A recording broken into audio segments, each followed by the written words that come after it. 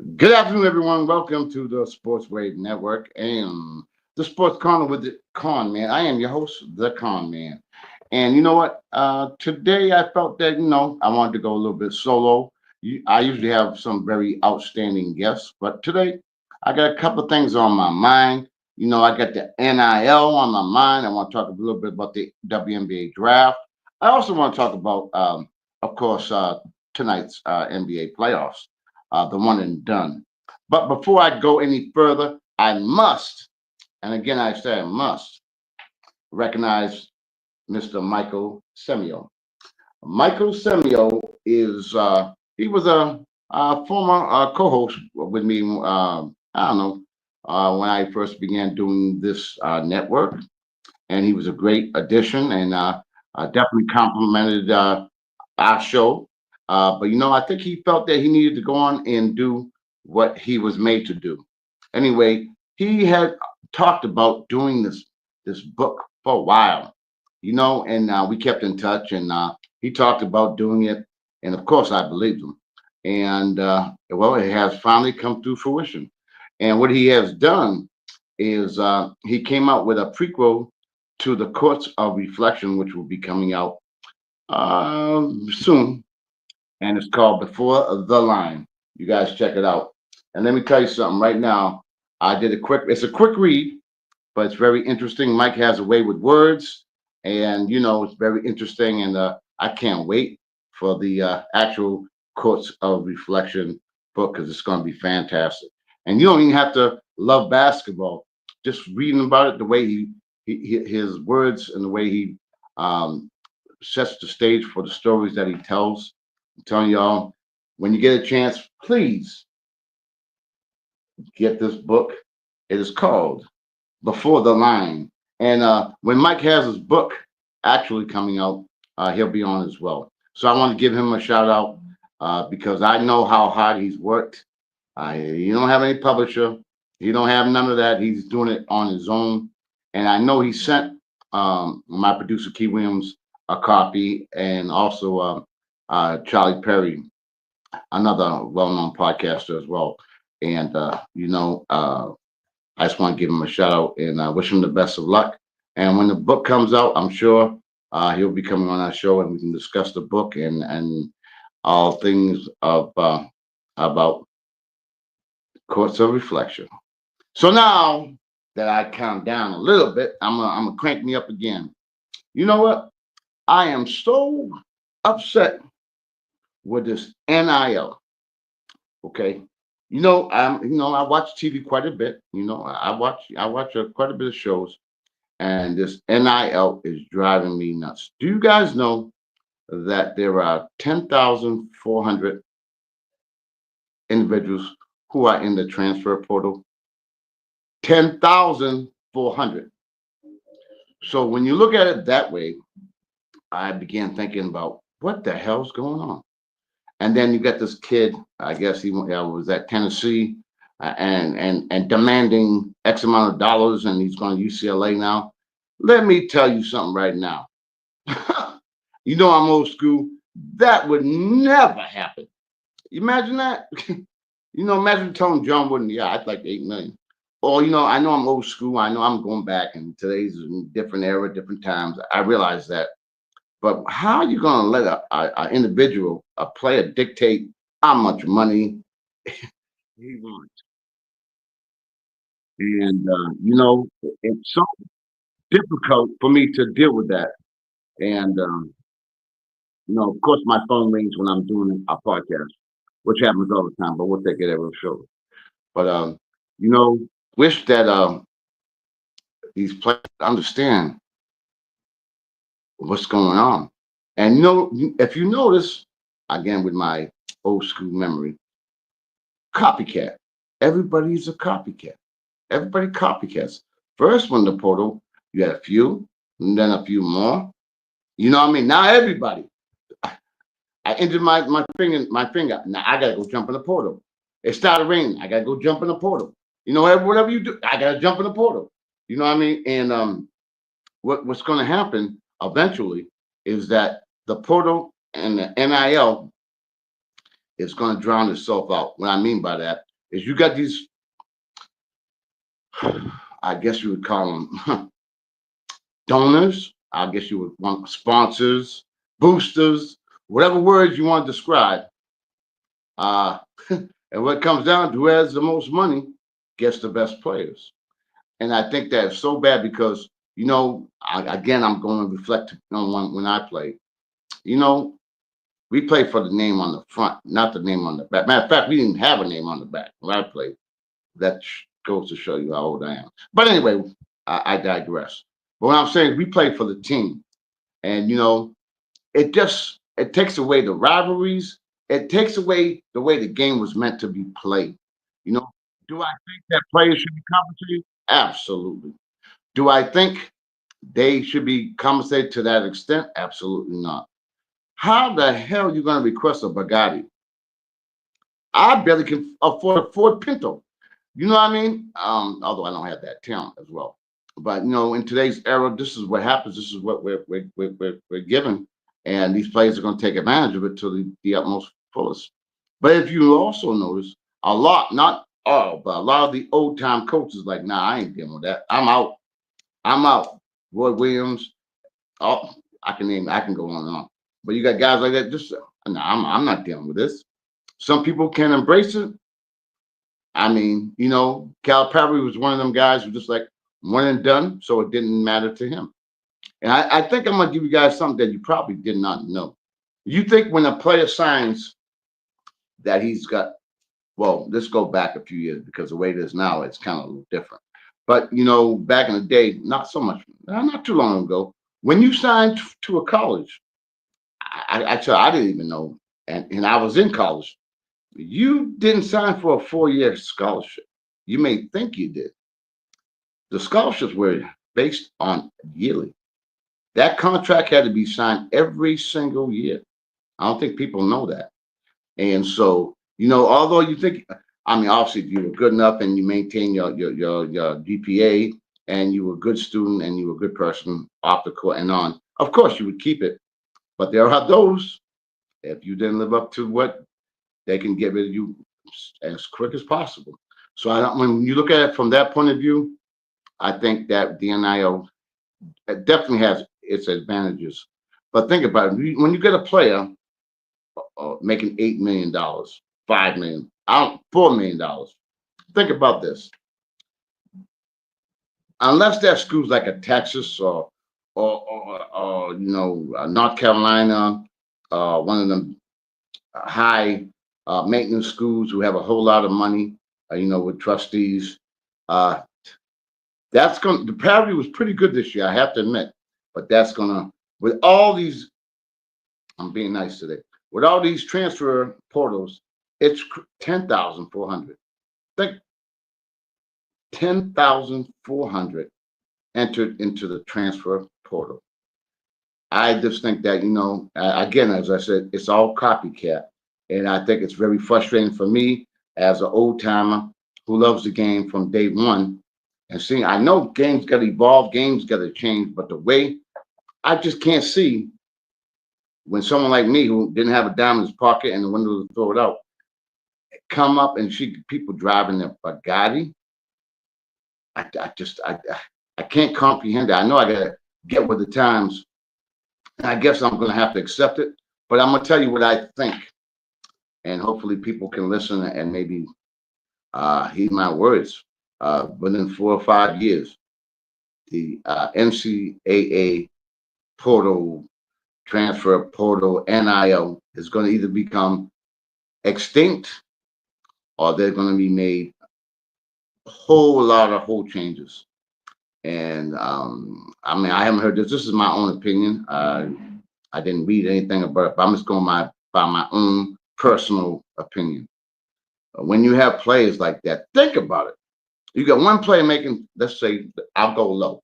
Let's say he's making 3-4 million, and you got the rest of the team making maybe 500,000 or let me tell you something. It does make an impact. It's going to make a difference. I don't care who you are, because what happens is now that player is going to be getting preferential treatment, things of that, and they may be worth it. I don't think any player is worth $8 million a year in college, but they may be worth what I guess if they're paying it, then they're worth it.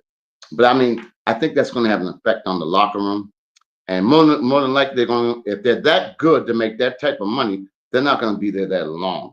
So then you have to readjust your team. You have to readjust. You have to get ball players who are going to be able to accept playing with someone who's making 4 or 5 million a year while you're making whatever it is, 400, 500. Like, but I think that's a bad look for the NCAA. I mean, they went from one extreme with not giving the players anything to now giving them what they have, whatever they damn want. I think that's a big problem. And if you remember, again, I'm going back a little bit, but I am old as dirt. You remember when UCLA? People don't really even realize Ed O'Bannon, who played at UCLA, is the reason why this all has come to a forefront because of name, image, and likeness. And he's the one that did it because he felt that they were making so much money off of his jersey and he wasn't getting a dime. And that's how it all originated, by the way. I hope people might even know why NIL existed to begin with. That was one of the reasons. I don't want to go into detail and bore y'all, but look at what happened to them. Look at all the situations that happened back in the day. Now, let's go gambling. Gambling was definitely illegal. Look at it today. Even in the NBA, well, I'll talk about the NBA later on, but just to give you a scope, look at the NBA. They frowned on gambling. That will never happen in the NBA. Now you look at the NBA. Every damn jersey has a sponsor or sponsors. Everything is sponsors all over the place. And I'll talk about the NBA in a minute. But I just want to go with the NIL thing. I think it's a major problem that's going to happen. It's going to blow up. I think I'll tell you what I think should happen. There should be a salary cap cut, whatever you want to call it, for all schools. So if I'm Joe, whomever, and I can get $2 million to go play school number X, I can get $2 million playing for school number Z.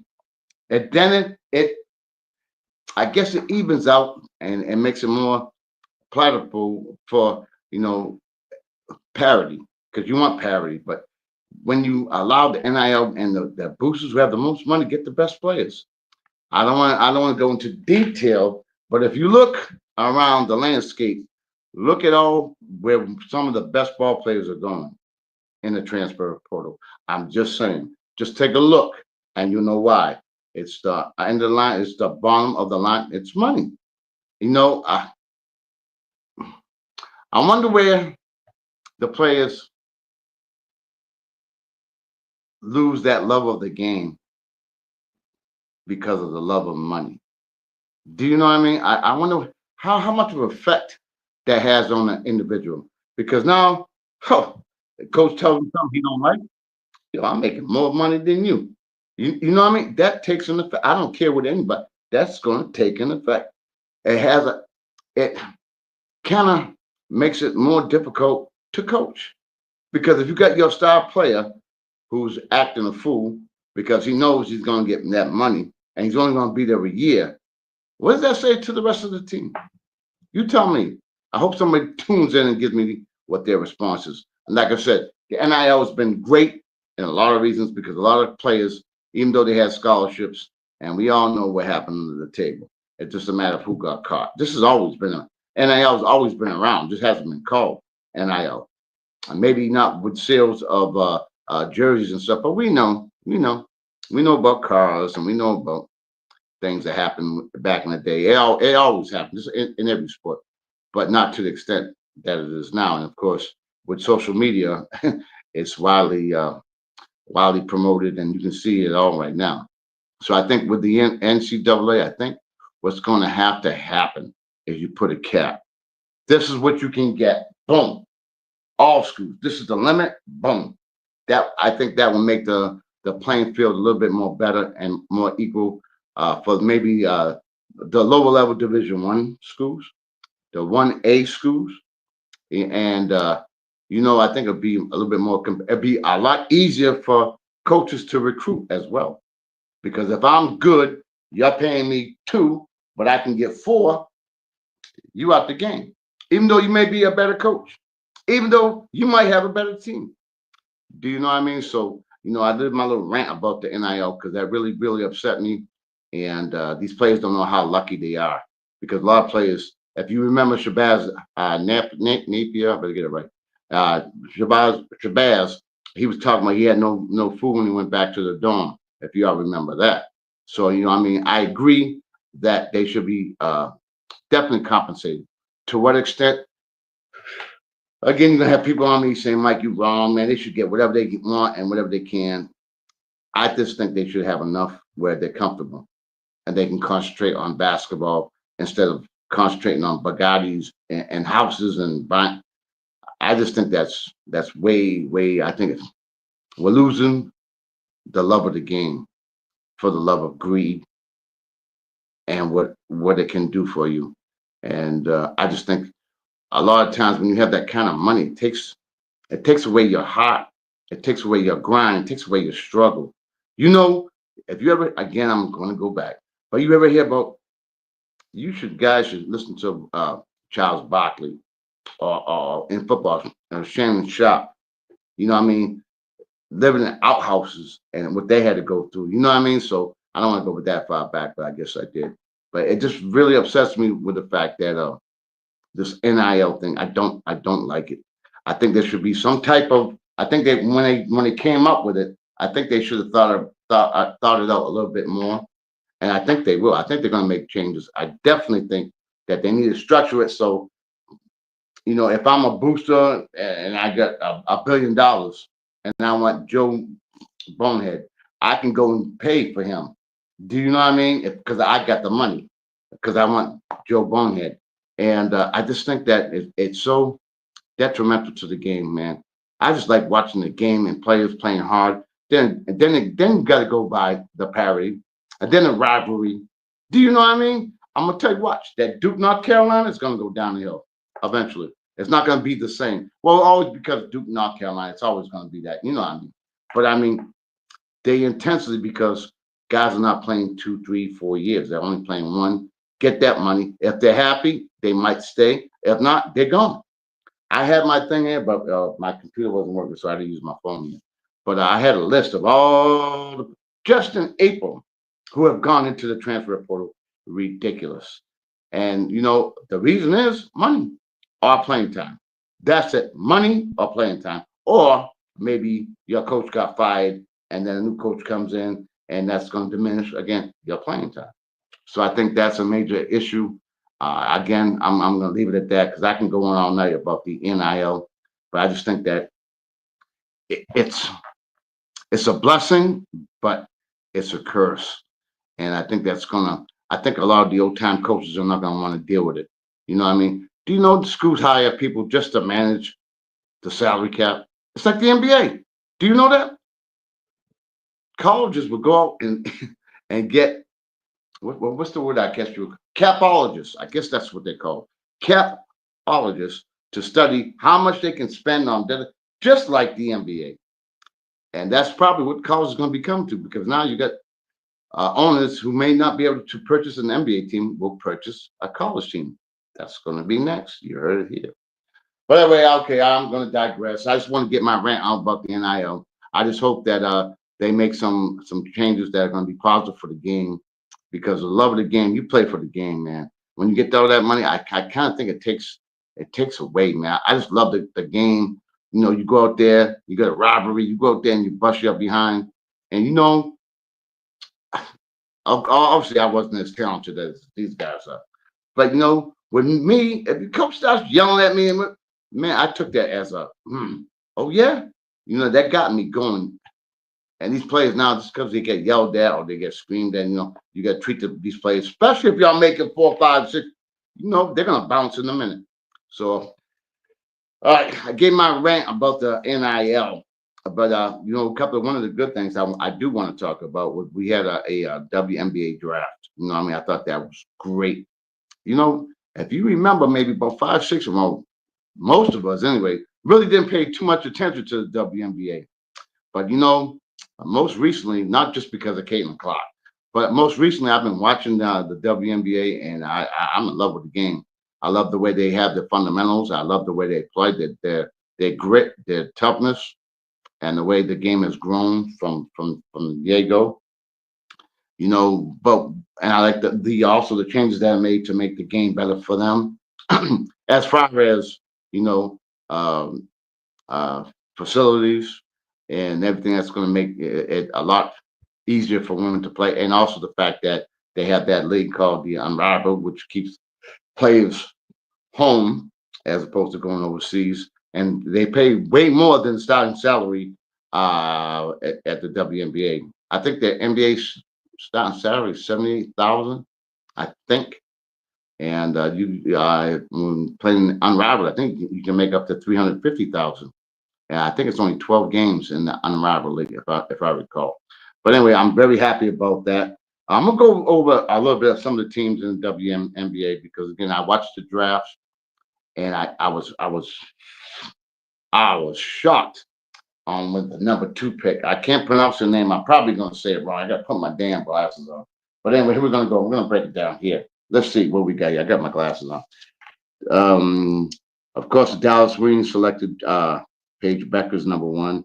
Aisha James, Madison Scott, Arente Bonlay. Ooh, that was very good. That was very good draft picks. I think they're going to be pretty well ready to go. Seattle Storm. I was surprised that my girl left Seattle Storm, and I really didn't think she was going to leave. But again, you know, sometimes players just need a new look, a new place to go. Anyway, they selected Dominique Malonga, number two. That's the one. Man, did you see her? She dunks, get the ball at the foul line, couple steps, dunking. I was like, what? What has the WNBA come to? It's ridiculous, man. The talent level is unbelievable. It says here she has been compared to fellow compatriot Victor Wembanyama. I mean, damn words. Victor W. You know what I mean? And she might have the highest upside in this draft class. She looks incredible. I didn't see her going against WNBA talent yet, but she looks very good. The Connecticut Sun, they selected Anisha Morrow, number 7, Sonia Rivers, number 8, and Raya Marshall, number 25. The only problem with I see with the Connecticut Sun, they don't have much size. I think that's going to be a little bit of problem with the Connecticut Sun. The Washington Mystics, they selected Sonia Citron, number 3, and they selected Kiki Arafin, number 4, Georgia Moore, number 6. I think they're going to be a team. A lot of these teams, they all did good because they did their homework. You know what I mean? I think the scouting system is a lot better. You know what I mean? Then you get the Atlanta Dream, and then they had a decent pick. They had, here we go, man. Damn, I better go back to school. Tiana Papa Pow, whatever. And they had her, and then of course Golden State, which I can't pronounce their last name. Justice City. I'm tearing this up. I thought my name was hard to pronounce. But anyway, I like the fact that what Golden State's doing because they have a new entry. I think that's going to be pretty good as well. Looking forward to see how they continue with their first year in the WNBA. Now you have the Indiana Fever. I heard they're gonna even televise a preseason game, so that's pretty good. I think Caitlin in her second year is going to be reckoned with because you can remember she didn't have much time off. Once the season ended, the draft came, and then she went right back. She didn't have much time to get some rest or get ready for the WNBA. So she was kind of thrown right in there. But now, after a year's experience under her belt, I think she's going to be phenomenal. Again, the spots again, WNBA a lot of movement due to the two expansion teams as well. But I think the WNBA is You something speaking to be my reckoned. language, Pine. You speaking my language. Now I got the boss on, so that's good. But you know what I mean? I think that the WNBA is fantastic. I think now that I get the boss on, what do you pick? What do you take from the this year's WNBA draft? What are your Uh, Definitely interesting. I know my South Carolina girls got picked all three in the first round.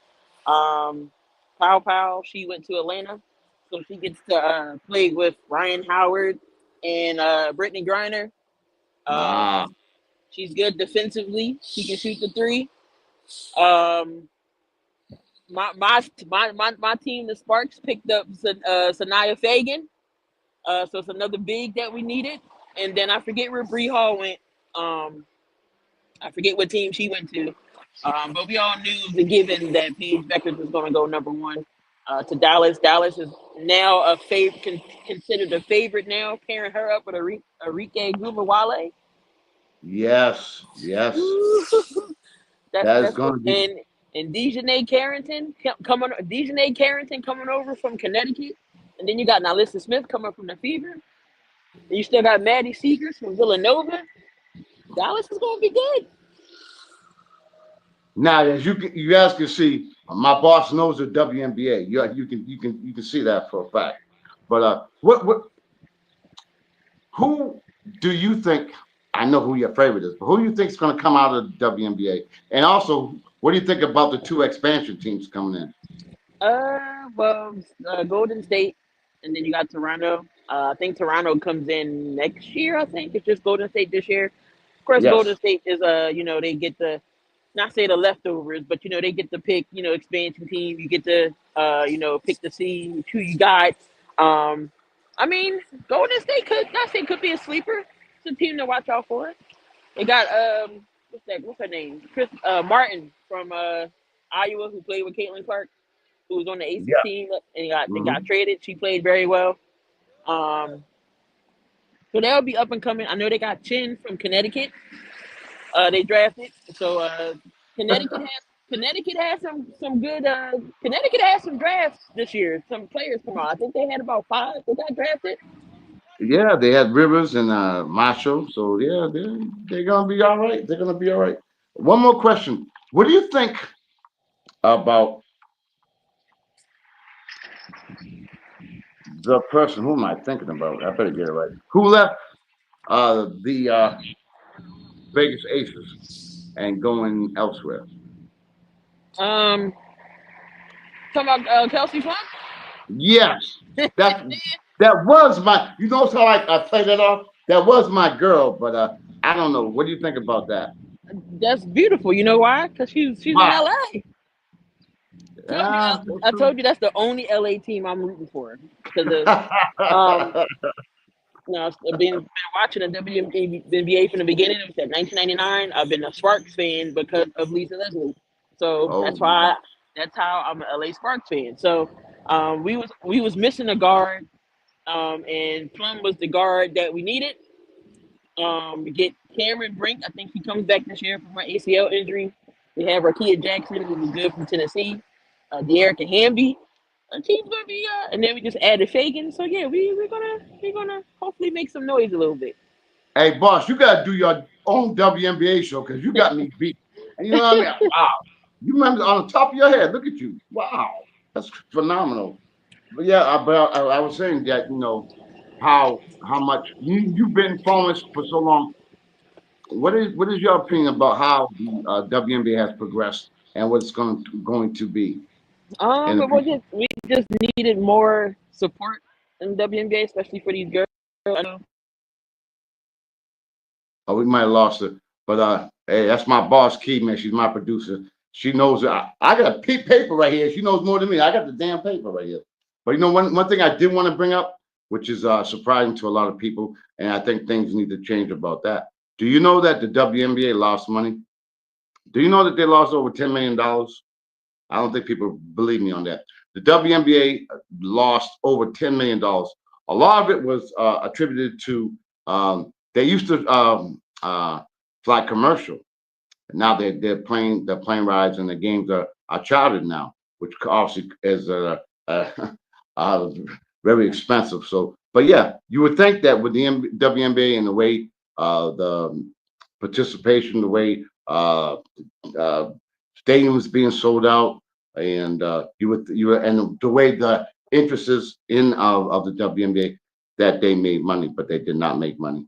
not the WNBA, not at all. Because the WNBA before was kind of like sponsored by the NBA, and then hopefully they can get back on their feet with everyone with the interest that has captivated the whole nation, the whole world. By the way, I think WNBA has a lot to be looking forward to, and I'm sure looking forward to it.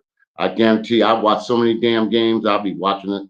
I was telling, matter of fact, I was on with a friend, and I said, you know what, I like the WNBA more than I like the NCAA and the NBA because you know what, you see more strategy, and the players do more, I guess, more fundamentally sound. You know what I mean? And the way they pick the roles, the way I mean, they play the way the game should be played. The way the game that I remember the way it is. Now you got all kind of crazy stuff going on now. But I just want to give a shout out to the WNBA and looking forward. I can't wait. It's coming up pretty soon. You know what I mean? I'm looking forward to the preseason and the games. I'll be watching um, uh, intently. And of course, my boss took over with the WM. She knows it through the top of her head. I don't know it that well yet, but I'm gonna make it a point that I do. But now, now I can go talk about something that I know a little bit about. We got tonight's games, and we definitely have tonight's games, and it's going to be interesting. Uh, we got first on the docket. We got the Miami Heat going against the Atlanta Hawks. Again, which I really don't want to talk too much about the gambling stuff. But the Heat are favored by one over the Hawks. The Hawks are playing at home. The Hawks, as you know, they got blown out. Trey Young kind of did a little damn thing at the end of well, was it third quarter, whatever it was, where he kind of played with the referee with the ball, which was kind of very unprofessional. I didn't like that. I mean, they were down by like 20 some. They just didn't play very well at all. And uh, I don't think that will happen again tonight. I think the Heat with Hero, playing like he is a hero. I mean, he got 38 points. I mean, I think he didn't even miss in the third quarter. I mean, I think he went 8 for 8 or whatever it was. I thought he played outstanding. And then, of course, you got Bam, bada boom, bada bam on out there doing his thing as well. I think Miami's going to be a team to be dealt with. But I don't. Here's my take on this. I don't because it's one and done. I don't think Hero's going to have a game that he did the other night. I think because obviously, with it being one and done, they've had what 3 days to prepare, look at film. I'm sure that the Hawks are going to come up with some game plan to at least minimize Hero's input as far as on the offensive end. The Hawks, they have so many different names on the team that I hardly remember any of them. They made so many changes. I don't think they really should have got rid of John Collins. But anyway, I think that hey, you know what? Losing Jimmy Butler, I mean, and to still make the playoffs, I think that says something about Eric Spoelstra and his coaching methodology because they're still they're in it. What I mean? I thought a lot of people thought they were going to fall when playoff Jimmy left, and it could have been a bit of a turmoil there. But they got their act together and they're playing. Now, if I had to pick a favorite, the Hawks are at home.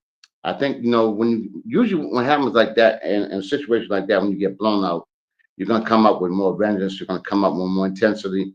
I I don't foresee Hero having a game like he did the other night. You know what? I'm gonna I'm gonna go with the Atlanta Hawks on this one. I just don't think they're gonna lock up. I think they're gonna lock up uh, Tyler Hero. I think that's gonna be an issue. You know what I mean? That's gonna be a good game. I think it comes down. It's gonna. I don't think it's gonna be a blowout. I don't think it's gonna be a blowout. I think it's going to be a close game, but I'm gonna ride with the Hawks. I think that with the Hawks at home, Trey Young got to prove what he did at the end of the game was just a joke, not a joke, but that was really unprofessional. I think he's going to come out. I think they're going to come out with vengeance. I think they're going to they're going to bust their behind. I think they're going to come out. I'm going to roll with the Hawks. You heard? Heat by one. I'm taking the Hawks. and I'm rolling with that. I think Trey Young's going to play well. I think the rest of the team again they're going to be inspired, and it's one and done. And I don't foresee uh, Hero having that type. Hero's tough. I mean, he's an all star.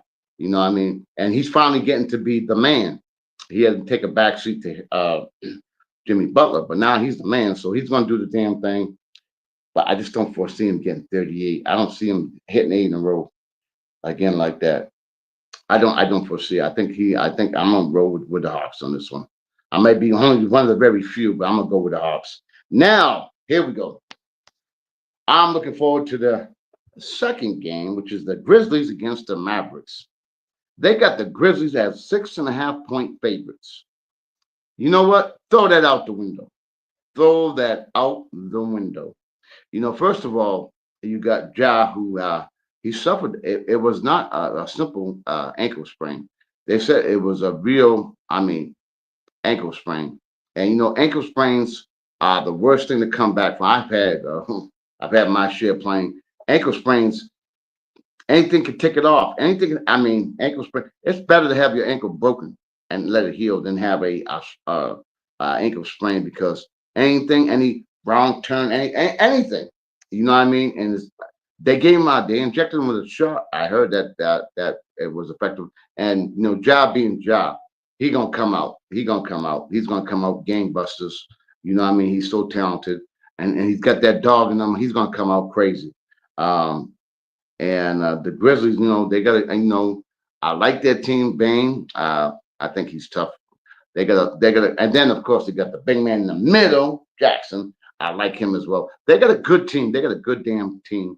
And you know what? With John missing so many games during the course of the regular season, they held the fort. And now, with him being hurt, and what's kind of funny is they still gave that 6.5, knowing that he might, well, he's going to play, but at what level of playing ability will he be at? And for them to go, I think they're definitely undermining the Mavericks. I'm letting you know right now, do not be surprised if Dallas Mavericks beat the Grizzlies.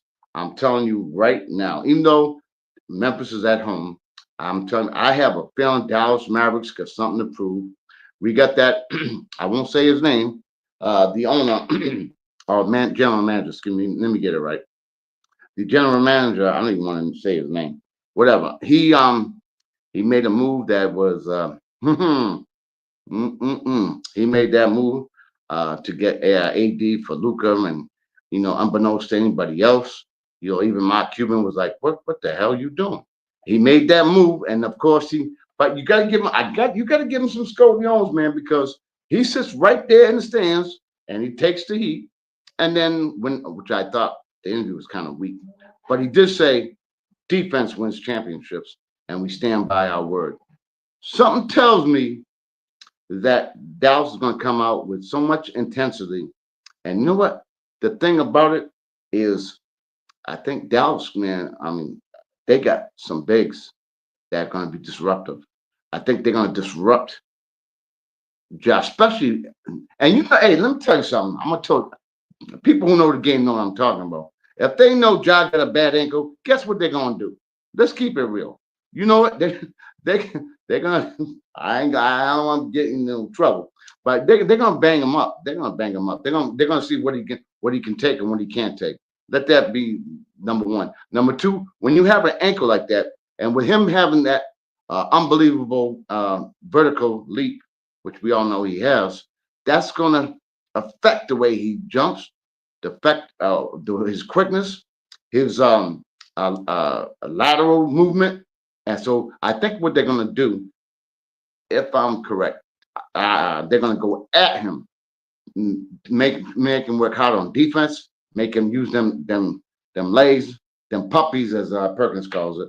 They're going to make him work real hard to make him less effective. That's what I think. I think they're going to go at him. And then what I think they're going to try to do as well is, because they got so much size, what I would do, this is me, I would run them off the 3-point line, all their shoes, run them off the 3-point line, make them come more inside the paint where Dallas has all that size, and they'll be more effective. And if AD can play like AD, it's going to be a problem. It's going to be a problem, and you got to give them credit without Kyrie, and then I think AD's only played 10 games since he's been a Maverick, and with all the heat, all the smack, everything that was said about um, the Mavericks, all the general manager, all that, I think that's going to play a pivotal part in the way that Dallas comes out tonight because they know what's on the line. People can say, well, they don't have Kyrie. Kyrie's coming back next year, and look what's going to happen. That may be true. But and I know the Dallas Dallas fans ain't going to go for that. They're not going for that because you traded away their hero, their idol, and the guy was only 26 years old, five-time NBA All-Pro first team.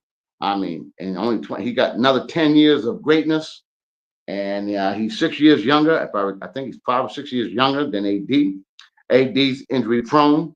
I mean, there's a lot to there's a lot to be said about that move, and I think that move was made because they want to win now, and with AD having not that many years left. But if AD comes to play the way that I think he's capable of playing, you heard it here. I'm going with the Hawks in game number one, which is probably going to start at 7:30. And then at 9:30, I'm definitely going with Dallas. I know I'm on the short end of that because Memphis is favored by 6.5, but I'm not a gambler, so I just go with my gut. I go with my gut in the eye test, and I truly believe that the Hawks are going to come out. And they better because if they don't, heads are going to roll. To get beat like that, and then because lack of effort, lack of everything, they know they're going to come out strong. I think Atlanta's going to be ready to go. I think Trade's going to play a lot better game. And then what? Know what's going to be a factor? I think in the game number one, I predict the game number one's going to be real close. It's going to come down to obviously rebounding. It's going to come turnovers and uh, ball possession, and number one, I think, foul shooting. You heard it here. Foul shooting is so key, especially when they're one and done or playoffs. You look at the team's foul shooting percentage, that comes into effect because now you can work the clock because now you got good foul shooters.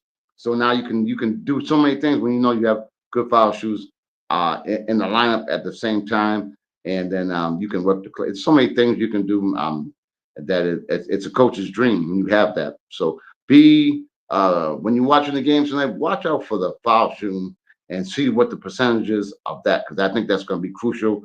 And game number one, I think I think Dallas is going to come out. I think I'm just feeling it. I don't know. I'm just feeling. I think they got so much to prove. AD had so much on his plate. Think about that.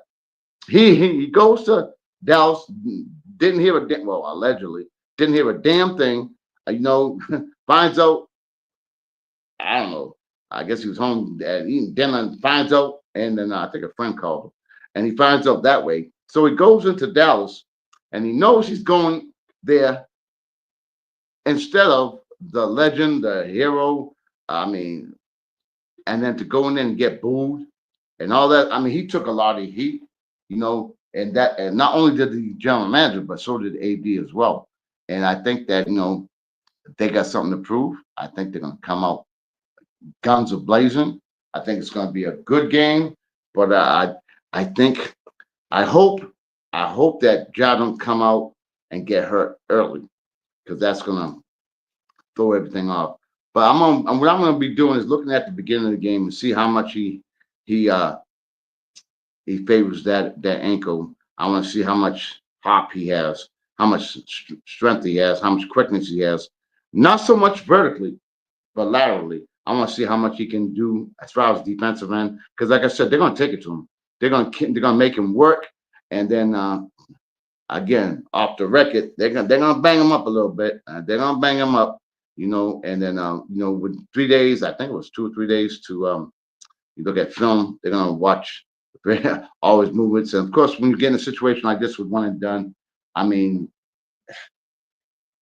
a lot can go into it if the referees let them play. If they don't, foul shooting, turnovers is very crucial as well. And of course, if your big man get in foul trouble, and of course we got to watch out for AD if he gets hurt, which is any time that could happen. At any moment, he could get hurt coming out the car, the bus, the bathroom, anything. He can get hurt coming out anywhere.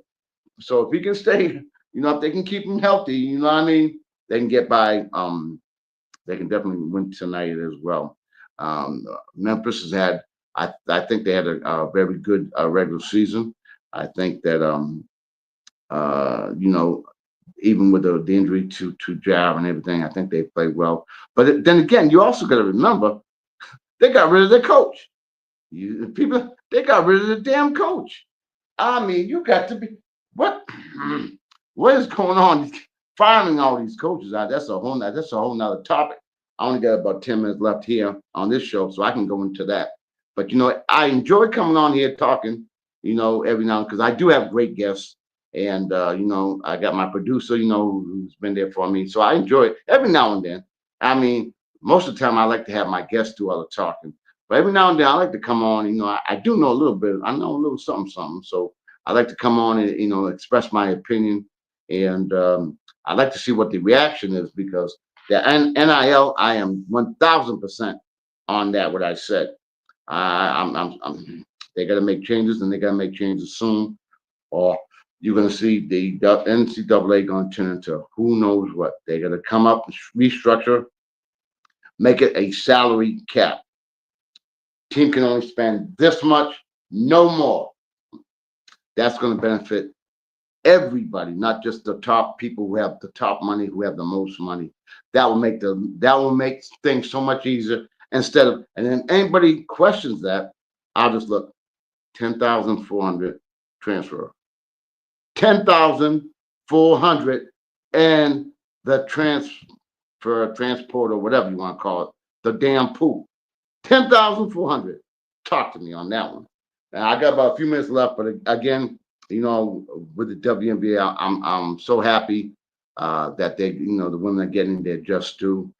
They're entertainers just like the men, and it's about time that they get the acknowledgement. And I think it's a great thing. And man, them getting their own sneaker line, and I think it's great. I think it's great.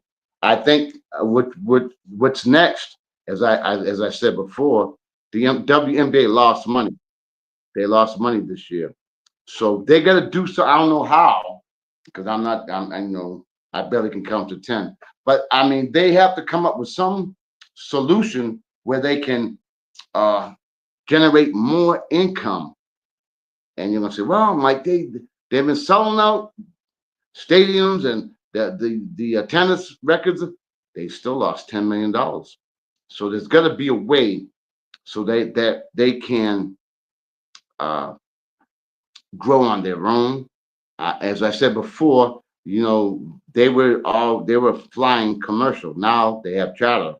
Those things are expensive, so they got to do something, which they will. I'm sure they're going to do that. I have every belief in the world that they're going to do something so that they can generate monies, which will mean once they do that, then the salaries will grow more than it's like chump change now compared to what the NBA. The NBA first pick made 12.5 million a rookie year. That's the number one pick.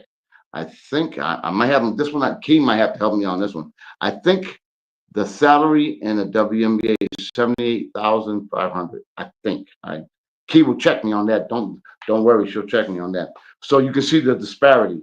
So hopefully that will change and that the women's. They'll probably never reach the level of the men because the NBA makes so much money for the most part, and then with the TV contracts as well, and all the other things that are involved with the NBA. So I just want to give a shout out to the WNBA. Looking forward to another great season, and then going back to the playoffs. As I said, and then I'm gonna give you a little bit more. I got about 5 minutes left, so I'm gonna give it. Okay, I told you I'm going with the Hawks. Take it to the bank. If you lose, don't call them.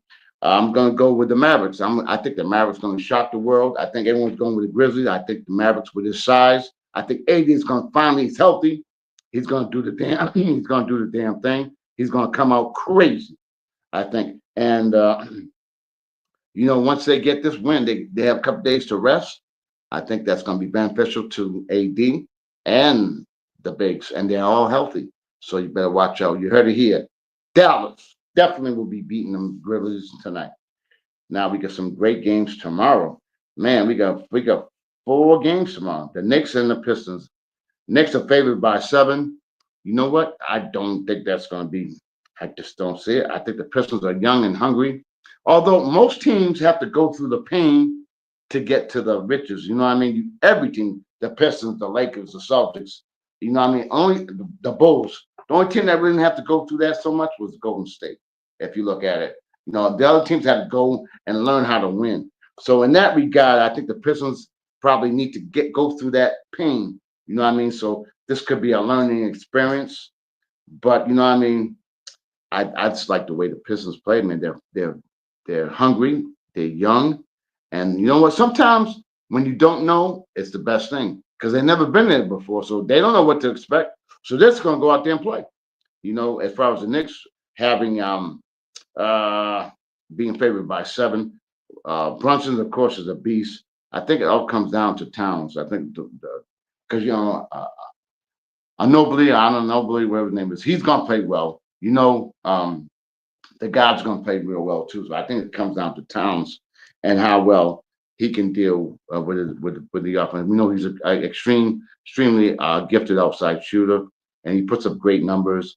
But they do know that he's not very good defensively, so we got to watch out for that game. So I'm gonna go not with that game particularly, but I'll tell you what, I wouldn't be surprised if the Pistons come out on top of that one. I would not be shocked at all. And if Cade comes to play like he has been, I think it's gonna be real tough.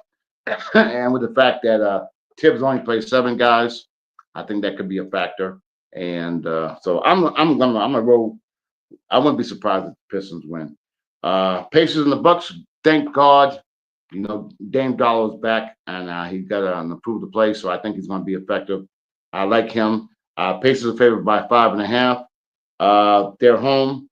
I don't see. I don't know. Maybe the first game, I think the Pacers might get them because Dame may or may not play, and if he plays, he won't be in game condition. So I might roll with the Pacers for game number 1. The Nuggets and the Clippers. You know what? Do not be surprised.